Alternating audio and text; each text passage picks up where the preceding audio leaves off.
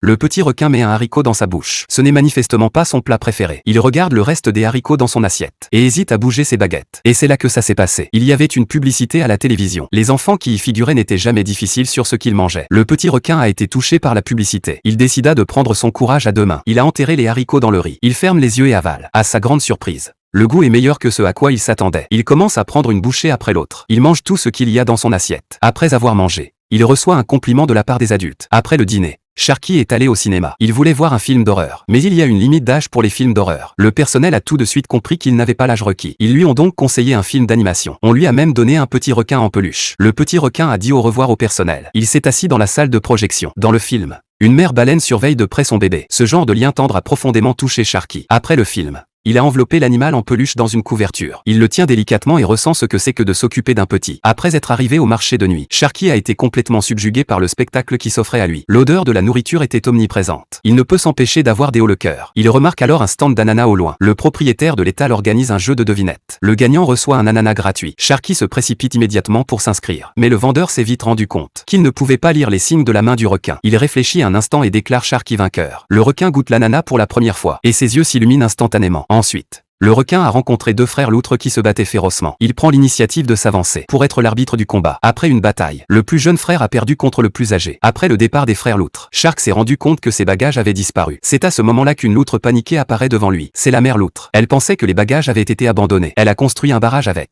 Sharky ne demande pas tout de suite à récupérer ses bagages. Au lieu de cela, il choisit d'aider à terminer le barrage en premier. La journée a été bien remplie. Le barrage est enfin terminé. Mais il était trop gêné pour demander. Il n'a rien dit au sujet des bagages. Heureusement, quand les frères loutres sont revenus et ont expliqué toute l'histoire, la mère de la loutre s'est profondément excusée. Après avoir dit au revoir à la famille de la loutre, le requin rencontre une petite fille. Ils jouaient tous les deux. Le requin trébuche sur un rocher. Il tombe directement dans la rivière. L'instant d'après, une lumière dorée apparaît soudain à la surface de l'eau. Le dieu de la rivière sort de l'eau, avec deux requins à ses côtés. Le dieu de la rivière demande à la petite fille, « Ce requin ordinaire est-il à toi, ou ce requin doré ?» La petite fille n'était pas avide. Elle a répondu honnêtement. Le dieu de la rivière l'a récompensée pour son honnêteté, en lui rendant le requin en parfait état, et lui a donné un grand sac supplémentaire de délicieux snacks.